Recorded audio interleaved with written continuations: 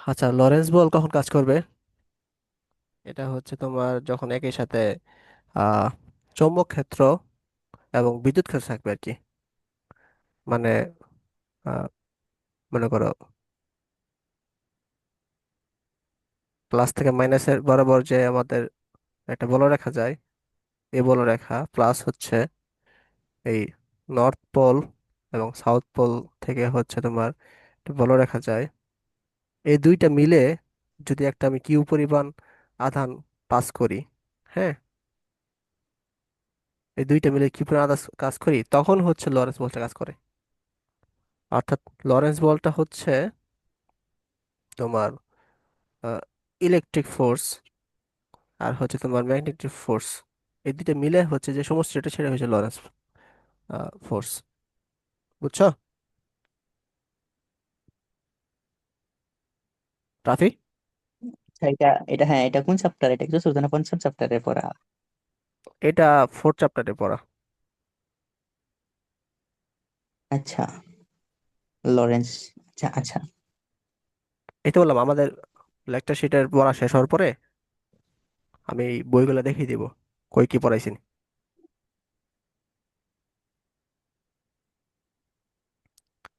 আচ্ছা, F M এর সূত্রটা আমরা কি জানি?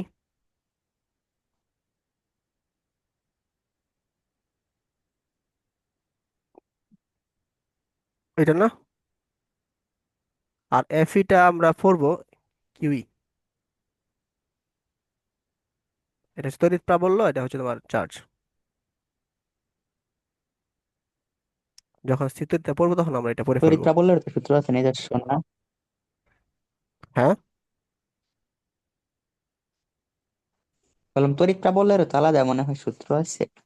হ্যাঁ, হ্যাঁ। তাহলে এফ ইকুয়াল টু কি লেখা যায়? কিউ কমন নেওয়া যায়, E B B sine theta, অথবা F equal to Q E, এটাকে লেখা যায় হচ্ছে আমাদের কি, বি ক্রস বি, তাই না? আচ্ছা, এটা মনে হয় পজিটিভ চার্জের জন্য। আর নেগেটিভ চার্জের জন্য কি হবে?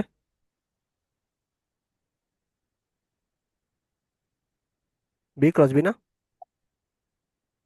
হুম। তোমাদের বই এতটুকুই আছে লরেন্স বল নিয়ে। বুঝছো এটা? আচ্ছা।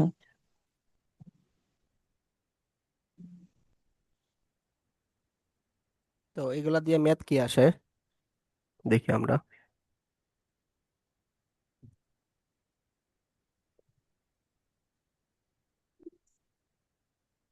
মনে করো কিউ এর মান হচ্ছে +2 মাইক্রোকুলম। রেকর্ডিং অন করছেন? হ্যাঁ, এখানে অন করছি।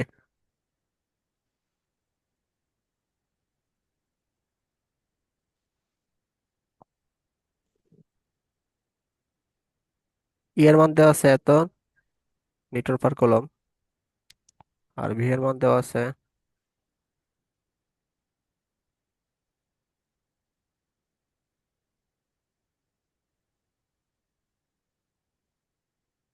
আর চৌম্বক ক্ষেত্রের মান দেওয়া আছে।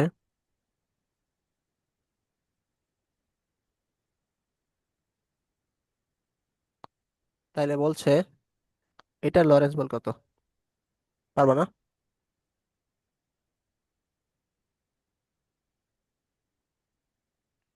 এটা তো কি বি, একবার যোগ গুণ কইরা আরেকবার যোগ আবার গুণ।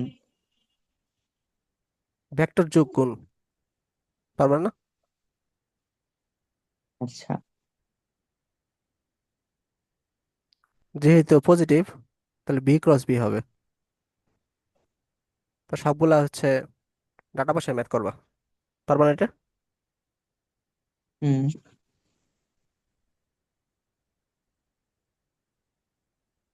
রাফি? হ্যাঁ, পারবো। ওকে।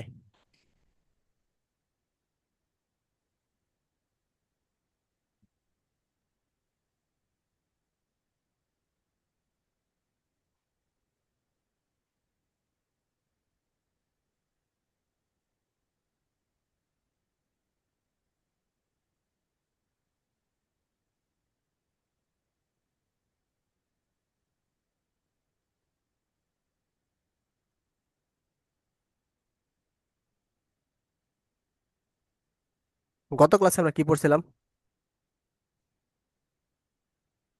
গত ক্লাসে লাস্ট ক্লাসে টপিকটা পড়েছিলেন ওই যে একটা ইয়ের উপর দিয়ে একটা দাঁড়ানা, মানে একটা তড়িৎবাহী পরিবাহী পরিবাহীর উপর একটা বল, চুম্বক ক্ষেত্রের, তড়িৎ ক্ষেত্রে ছিল। ওটা হচ্ছে একটা আধানের জন্য। একটা আধানকে যদি আমরা কোনো চৌম্বক ক্ষেত্রে পাস করাই, তার উপর যে প্রযুক্ত বল, এটা দেখছিলাম না?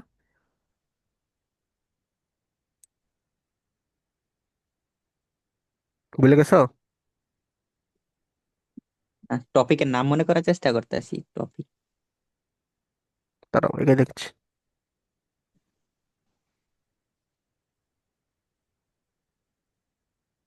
তো এখানে আমি একটা প্লাস কিউ পরিমাণ চার্জ নিক্ষেপ করি।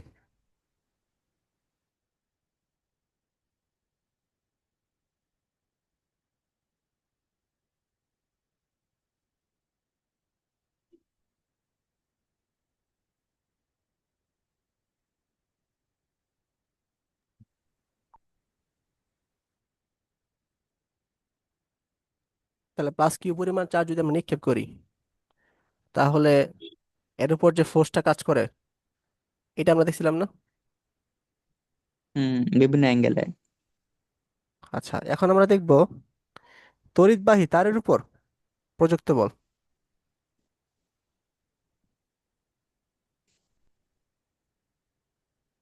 আগে ছিল প্লাস কিউ পরিমাণ আধান, এখন আমরা তারের উপরে দেখব।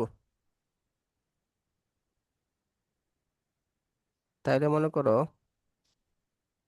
এটা একটা তার,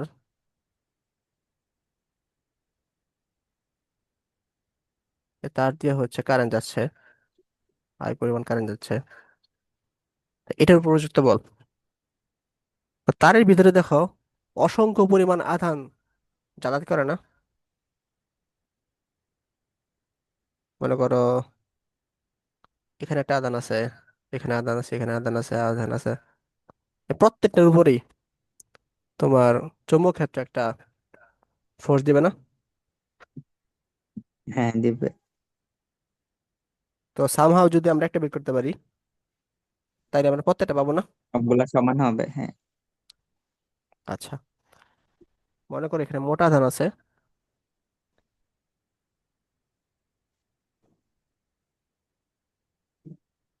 এন, বা ওদের বইয়ে বলছে মোট আধান বাহক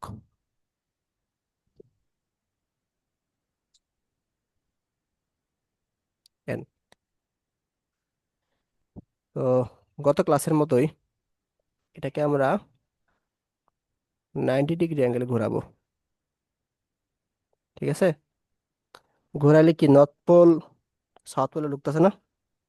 তাহলে ক্রস হবে না?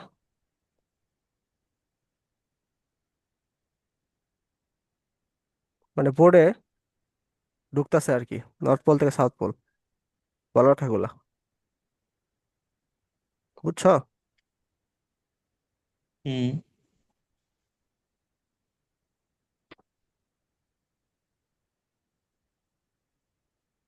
আচ্ছা, তো তারটা আচ্ছা, এটাকে এইভাবে না দিয়ে এটা অন্যভাবে দিই আমরা।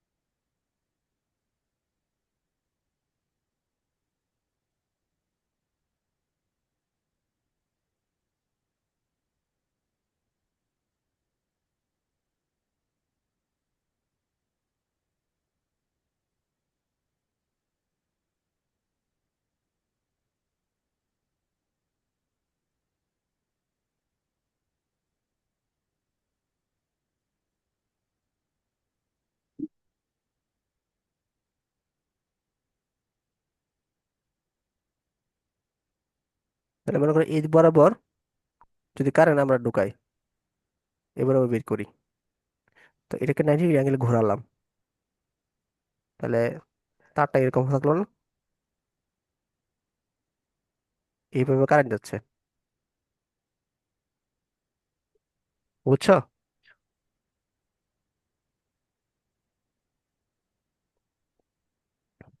হুম। ওকে,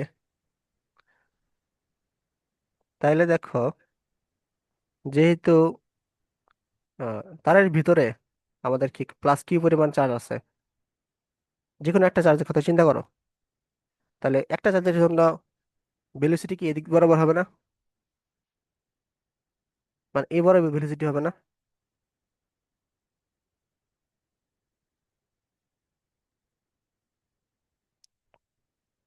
মানে একটা একটা ইলেকট্রন, ইলেকট্রন, একটা ইলেকট্রনের জন্য। হ্যাঁ একটা ইলেকট্রনের জন্য তারণ বেগ, হ্যাঁ। ওই যে কি তারণ ব্যাক? বেগের সূত্রটা কি ছিল? I equal to N A V Q. তাহলে ভি ইকুয়াল টু কি লেখা যায়? এটা কোন আই চ্যাপ্টারে? N A Q. ঠিক আছে, এটা কি? এটা হচ্ছে তোমার চার্জের তারণ বেগ। কোন তা প্রত্যেকটা চ্যাপ্টারে? চার্জের একটা তারণ বেগ থাকে, ঠিক আছে? তা এদিকে যেহেতু কারেন্ট যাচ্ছে, তাহলে ব্যাগটা এদিকে হবে না?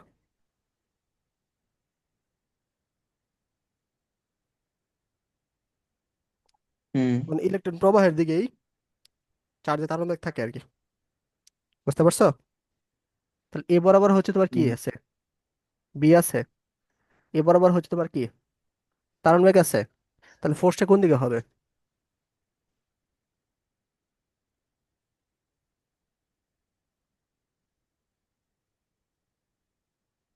বিয়ে ওইদিকে, কারণ হ্যাঁ, ব্যাগ ওইদিকে, উপরের না দিক আমরা নাকি? আমরা ফোর্সের সূত্র জানি কি? U B B sine theta, অথবা কিউ বি ক্রস বি।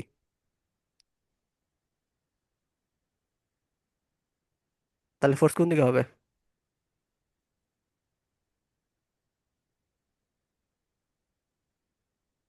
এইভাবে হওয়ার কথা না?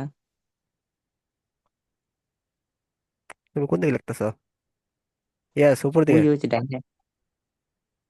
উপর দিকে হওয়ার কথা, এইভাবে হওয়ার কথা। কেমনে? মনে করো বি হচ্ছে এটা, আর ক্যাপিটাল বি হয়েছে এটা, এই বরাবর যাচ্ছি, তাহলে আমরা কি হচ্ছে বি থেকে বি দিকে যাচ্ছি, তাহলে উপর দিকে আমাদের ফোর্স হওয়ার কথা, ঠিক আছে? হুম। গুড। বুঝতে বলছো না বুঝতে বলছো? বুঝছাই তো, কইলে মানে এটা মুছে নাকে? এটা তো তুমি বৃত্তে কেন দিছো? ডিলিট এই করতে তো হবে এটা, মুছতে আসে না। বুঝতো না? ডিলেট কেমনে করবো? করে দিছি।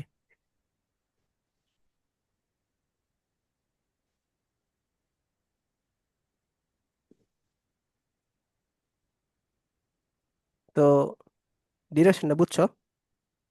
হুম। তাহলে এখানে আমরা কি লিখতে পারি?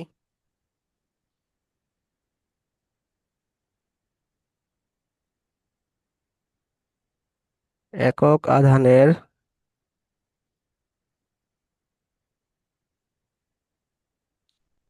জন্য ম্যাগনেটিক ফোর্স কত? Q B B sine theta. আচ্ছা, এখানে আহ বি এবং বি এর মধ্যবর্তী কোণ 90 ডিগ্রি না? হুম। সাইন 90 তাহলে দিব। আমরা কিউ বি বি সাইন 90 লিখতে পারি, অথবা কিউ বি বি লিখতে পারি। তাহলে মোট আধান কত ছিল তারের মধ্য দিয়ে? এন সংখ্যক না? হুম। তাহলে ওই নিয়ম অনুসারে এন সংখ্যক আধানের জন্য F M N Q B B, এটা হবে আর কি। বুঝা গেছে? আচ্ছা।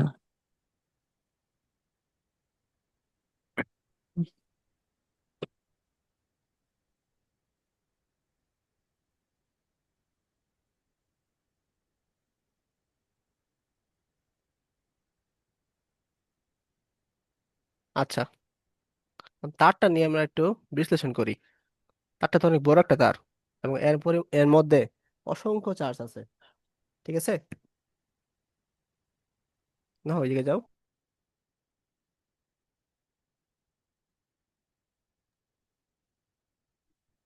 মনে করো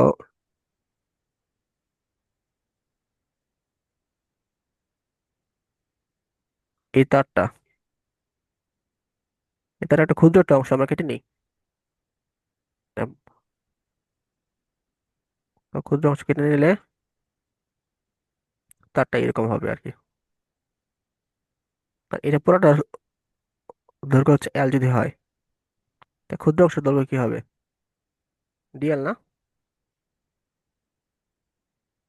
তো এটা হচ্ছে ডিএল। হুম। আর এখানে এটা হচ্ছে এরিয়া, এ দ্বারা ডিনোট করা যায়। এখানে এরিয়া এ দ্বারা ডিনোট করলাম, তাহলে এটা এরিয়া কি হবে? এ না? বুঝছো এটা? হয় রে, তো একই হবে। তাহলে যে এইটুকু অংশের আয়তন, আয়তনে কি লিখতে পারি আমরা? এ দিয়ে লিখতে পারি না?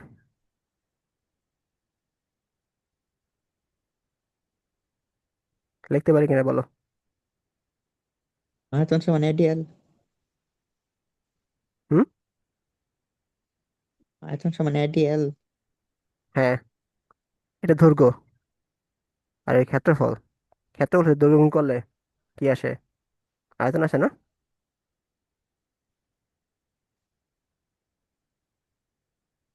কিন্তু হুম। এই ক্ষেত্রফলটা তো, আয়তনটা তো পুরাটা সাপেক্ষে না। সরি, ক্ষেত্রফলটা পুরাটা সাপেক্ষে না। হ্যাঁ। আচ্ছা, তোমার মানে মনে হয় তুমি এটা বেলন আকৃতির আয়তন আমরা কেমনে পাই? এই ভূমির ক্ষেত্রফল ইন্টু উচ্চতা। ভূমির ক্ষেত্রফল কি পাই আর স্কয়ার না? আর এটা হচ্ছে হ্যাঁ। ইঞ্চ। এটা হচ্ছে তোমার কি? হ্যাঁ। এটা পুরোটা আয়তন, বেলন আকৃতি আয়তন। ঠিক আছে, তা হুম। এটা দেখো, এটুকু এরিয়া আর এটুকু এরিয়া সেম না? আমরা আচ্ছা, কাটছি বুঝছি, এখন বুঝছি। লম্ব বরাবর। বুঝছি বুঝছি। এটা বুঝছো? মানে ওইটা তো এটাই। হ্যাঁ, ভিতরে টুকু ধরছেন, ঠিক আছে। আহ, তাহলে মনে করো এখানে এন সংখ্যক হচ্ছে কাটছি আমরা। ঠিক আছে, এটাকে অনেক ভাবে এন সংখ্যক ভাবে কাটছি।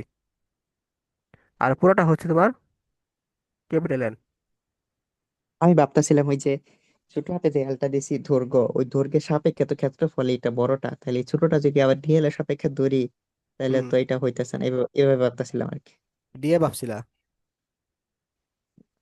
মানে ভাবতেছিলাম যে এই শুধু এটা হলো এর জন্য ক্ষেত্র, মানে পুরাটা ক্ষেত্রফলের জন্য আর কি, ওই যে ছোট হাতে এল এর সমগ্র তলের ক্ষেত্রে সাপেক্ষে। ভাবছিলা? হ্যাঁ। ও, সমগ্র তল না, এটা হচ্ছে তোমার ভূমি ক্ষেত্রফল, মানে এক সাইডের ক্ষেত্রফল। ঠিক আছে। আচ্ছা, তো ডিএন ইকুয়াল টু কি লেখা যায়? Small DN, N A DL লেখা যায় না? হ্যাঁ, লেখা যায়। তাহলে ডিএন কে যদি ইন্টিগ্রেশন করি, তাহলে আমরা ক্যাপিটাল এন পাই না?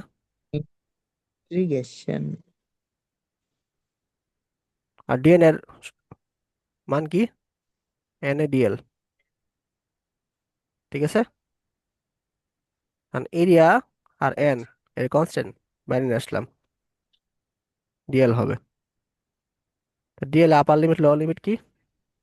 এল ইকুয়াল টু জিরো থেকে এল ইকুয়াল টু এল। ঠিক আছে। Zero to N.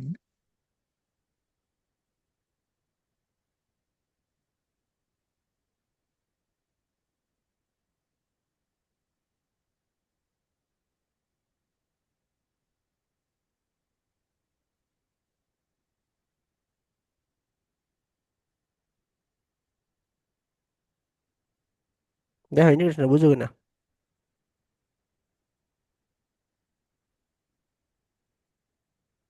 হ্যাঁ, ডিআর সাপেক্ষে করলে শুধু এল হবে, ঠিক আছে। পরে আপার লিমিট জিরো, জিরো দিলে জিরোই। L equal L to the পাওয়ার এল সমান কি এল হইব? এল এল ইকুয়াল টু এল বলতে হচ্ছে তোমার এল এর মান সর্বোচ্চ এল হতে পারে, এল এর মান সর্বনিম্ন জিরো হতে পারে। মানে জিরো এল লিখলেও সমস্যা নাই। এটা যদি এমনি লেখো তাও সমস্যা নেই। না ওটা না, মানে ওটা আমি না, তোমার বোঝানোর এটুকু জন্য লিখে এটুকু, দিচ্ছি। এই যে এটুকু কই গেল, এই যে এই যে এটুকু বিট্টু হয়ে থাকে। ও, এখানে কি লেখা যায়? ইন্ডিকেশন অফ ডিএল লেখা যায় না? তাহলে এল প্লাস সি না?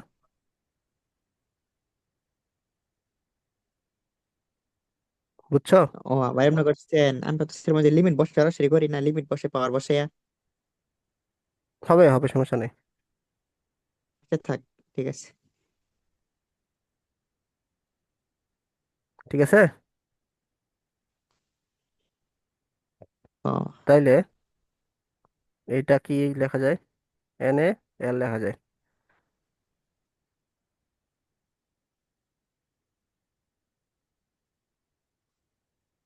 তাহলে এখানে আমরা N A L Q B B এটা লিখতে পারি, তাই না?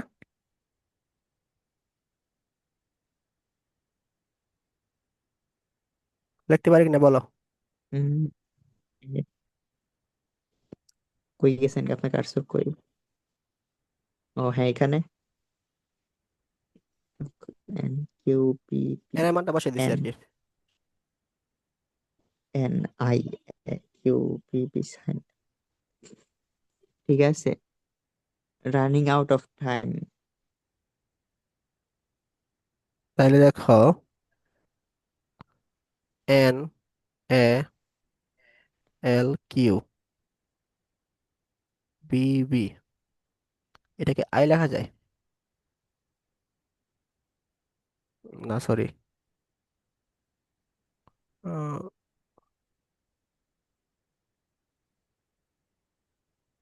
এটা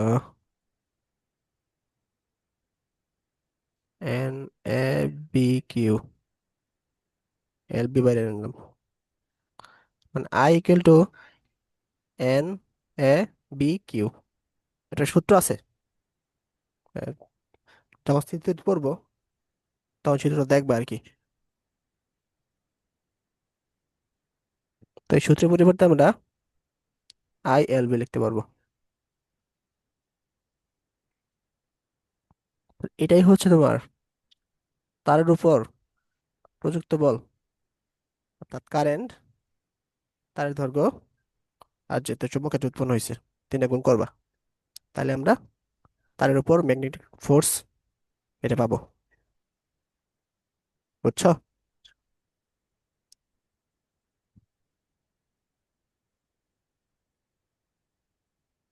আচ্ছা। আচ্ছা দেখো এটা থিটা ইকুয়াল টু কি 90 ডিগ্রির জন্য করছে ক্যালকুলেশন সুবিধার জন্য। যদি থিটা ইকুয়াল টু 90 ডিগ্রি না হয় তাইলে ক্যালকুলেশন পরে আমরা হচ্ছে F M equal to I L B sine theta পাবো। ঠিক আছে।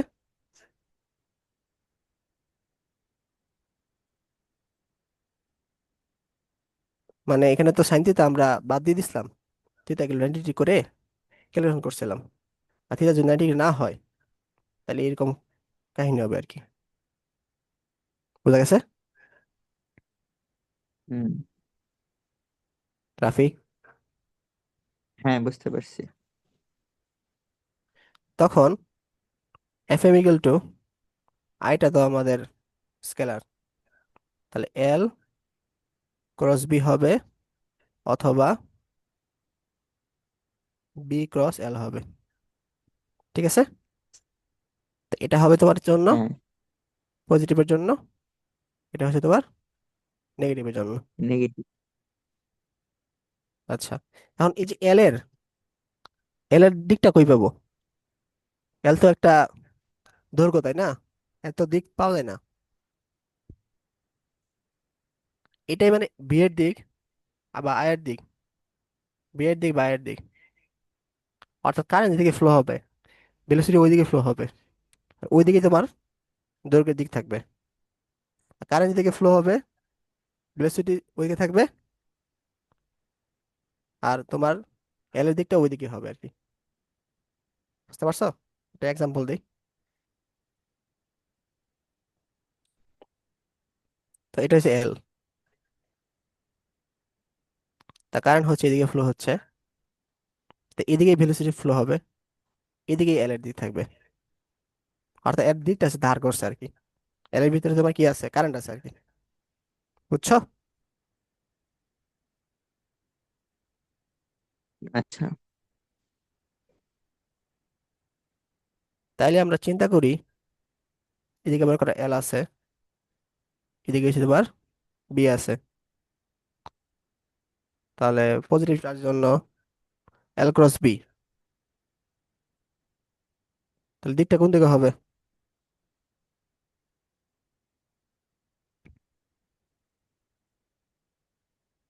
নিচে।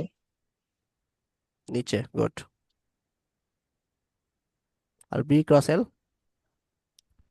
উপরে। উপরে, গুড। বুঝছো? হ্যাঁ। ওকে।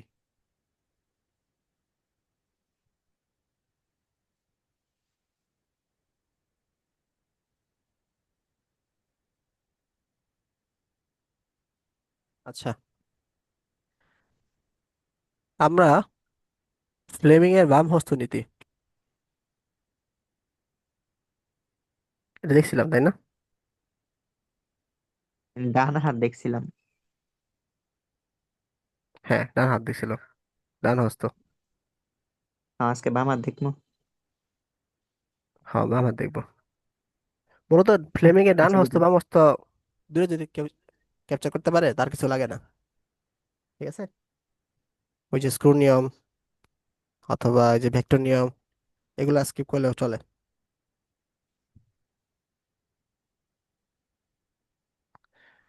তো ঠিক বলছেন। আস আস। ইয়েস, ফ্লেমিং ইজ আস। এদিকে মনে কারেন্ট আছে, তাহলে ডান হস্ত নিয়ম অনুসারে চৌম্বক ক্ষেত্র কোন দিকে হবে? কানস্থ অনুসারে ওই ডান থেকে বামে আর কি। এটাকে দেখাও। মানে হলো, কারণ কলম বাইর করি। মানে হলো কলম বলতে হাত। এই যে এই তুমি কলম নিলাম নাকি আজকে? বাসায় তো আসছিলাম, ও ভুলে গেলাম মনে তো আমি। মনে আসছিল না। হ্যাঁ, ঠিক বাসায় আছে, তো তাহলে গেছি না, এইদিকে বাইরে হচ্ছে থেকে তোমার। আই পড়ছি। হ্যাঁ, বাসায় তো গেছি না, বাইরে থেকে আই পড়ছি। মনে আসছিল না। আমার মনে ছিল না। তাহলে এদিকে যাচ্ছে, তাহলে এদিকে কি হচ্ছে? ক্রস। আর এদিকে ডট হচ্ছে, তাই না? আর দ্বিতীয় চিত্রের ক্ষেত্রে হুম। দিস এটা এটা ভাবতেছি এটা হবে।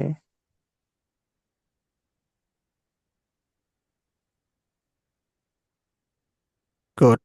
এই যে এমনি। তো এদিকে হবে ক্রস, এদিকে ডট। তো ফ্লেমিং এর ডান হস্ত নিয়ম, কোনো সমস্যা আছে? হুম।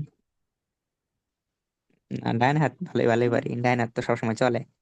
আমারটা তো চালাই দেওয়া লাগবে না একটু। তাহলে ফ্লেমিং এর বাম হস্ত না আমরা দেখি।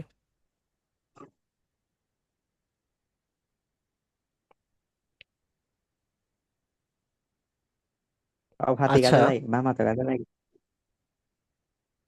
ডান হস্তটা আমরা অ্যাপ্লাই করব যখন, আমার একটা প্রশ্ন ছিল। বলো। থাক, আবার ফাইজলামি যা বেশি থাকা। আচ্ছা, বড় তাহলে কইরো, ক্লাস শেষ হোক। তা ফ্লেমিং এর ডান হস্ত এটা অ্যাপ্লাই করবা শুধুমাত্র তোমার কিসের ক্ষেত্রে? কারেন্ট আর চৌম্বক ক্ষেত্রের ক্ষেত্রে। ঠিক আছে? বাম হস্ত। ডান হস্ত। ও আর বাম আচ্ছা, হস্তে অ্যাপ্লাই ডানটা করবা কারেন্ট। কারেন্ট, ফোর্স, আর হচ্ছে চুম্বক ক্ষেত্র যখন থাকবে, তিনটে যখন থাকবে আর কি। তিনটা একসাথে থাকবে। বুঝছো? ওকে। এটা তো ওই যে সামনের এক আঙ্গুল, মাঝখানের এক আঙ্গুল আর বড় আঙ্গুল, তিনটা তিন দিকে টাওয়ারের মতো। হ্যাঁ, অনেকটা এরকমই। এটাই তো। আচ্ছা, এটা একটু পরে দেখায়, আগে ওটা পুরোপুরি ক্লিয়ার করি।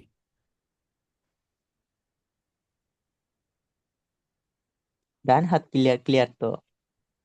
না, আর একটু আছে বাকি। আল্লাহ, আবার কি বাকি?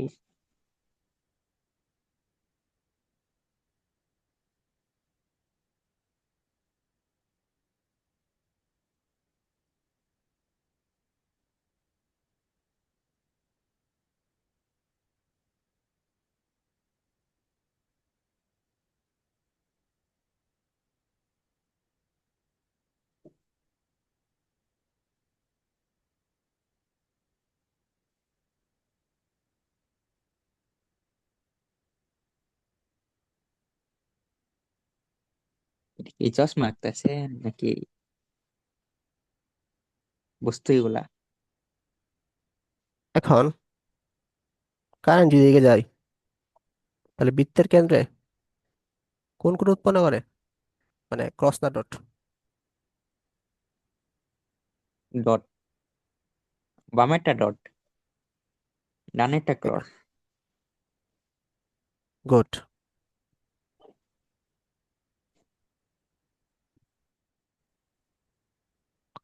তাহলে এটা দেখো, এটা হচ্ছে,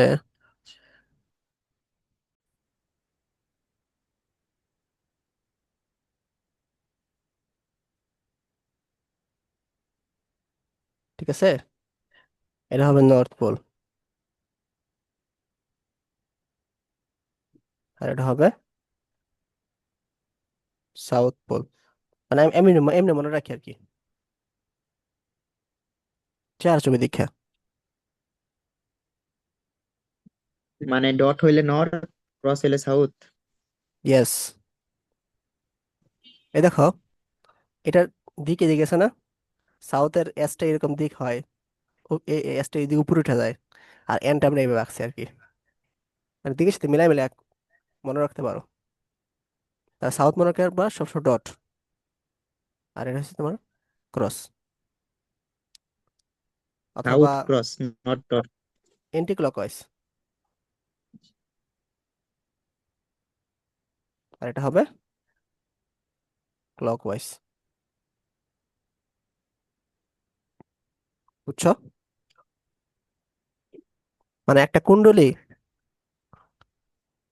নর্থ পোল না সাউথ পোল, এটা হচ্ছে এন্টি ক্লকওয়াইজ ক্লকওয়াইজ দিয়ে বুঝতে পারি আর কি। বুঝছো?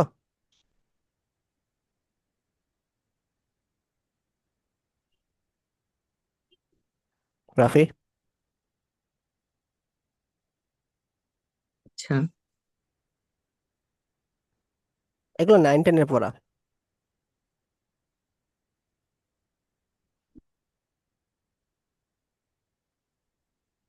এখন আমরা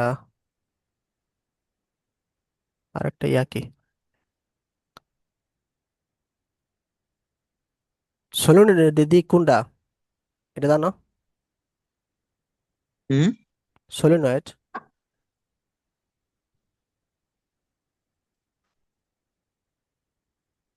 জানি, মন নাই।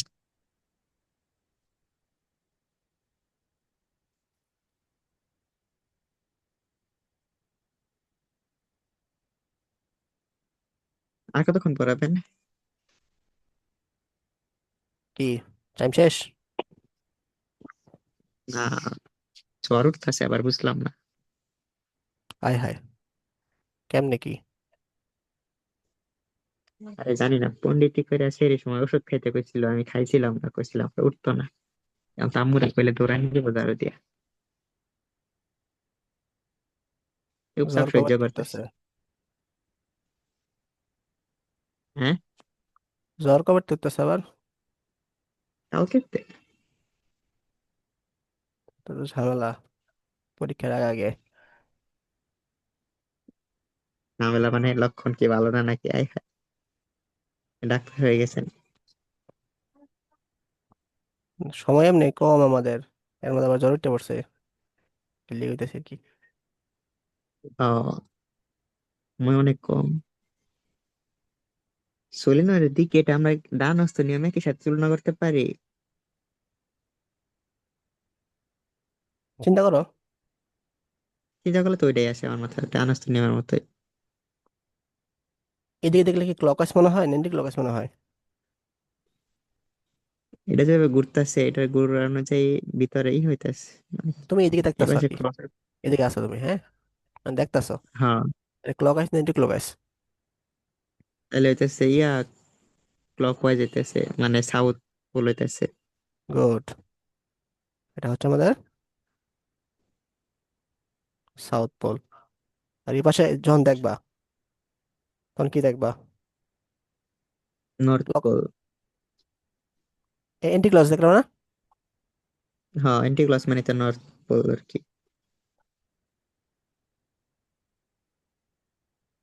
যে এদিকে প্লাস এদিকে মাইনাস, প্লাসের দিকে সবসময় দেখবা সাউথ পোল হয় আর কি, মাইনাস দিকে নর্থ পোল হয়। এটা শর্টকাট নিয়ম, ঠিক আছে। আচ্ছা, আর তুমি যখন এদিকে আসো, কি দেখবা? ক্লকওয়াইজ না এন্টি ক্লকওয়াইজ?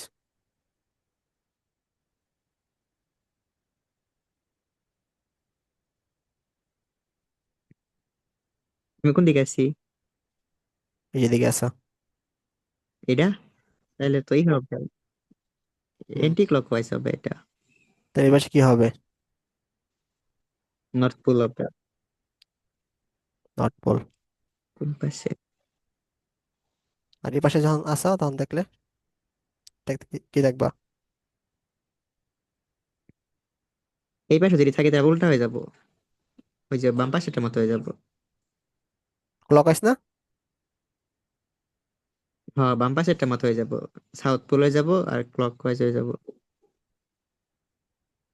দেখছো, পজিটিভ দিকে সাউথ হ্যাঁ। পোল, নেগেটিভ দিকে নর্থ পোল। বুঝা গেছে? হুম। আচ্ছা, এছাড়া আর একটা সহজ উপায় আছে। সহজ উপায়টা হচ্ছে গ্রিপ ধরবা। যেমন কি ধরুন? আমি চিন্তা করি, মনে করো আমার হাত,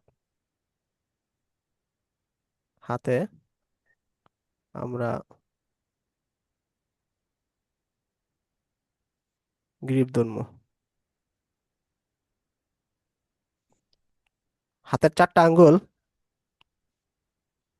হচ্ছে গ্রিপ ধরে বুড়ো আঙ্গুল যেদিকে থাকবে এদিকে এসে নর্থ পোল। বুঝছো? আচ্ছা। আর এদিকে ক্ষেত্রে গ্রিপটা কেমনে ধরবো আমরা?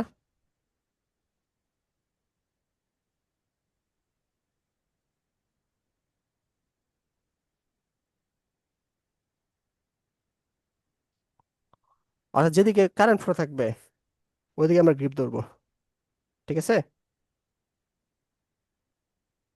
আচ্ছা, এইদিকে তো ভুল আচ্ছা, করলাম মনে হইতেছে আমাদের। ও, আমি আঁকতে ভুল করছি, সরি।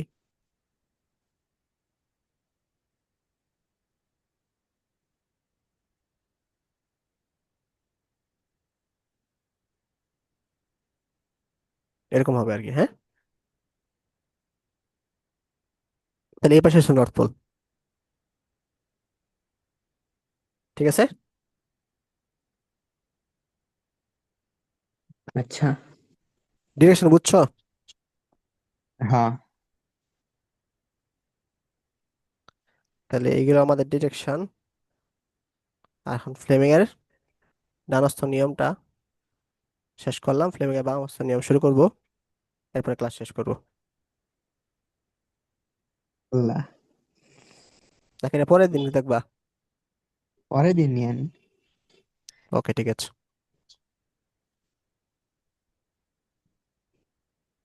এত ঘন ঘন ভূমিকম্প হইতেছে গেলে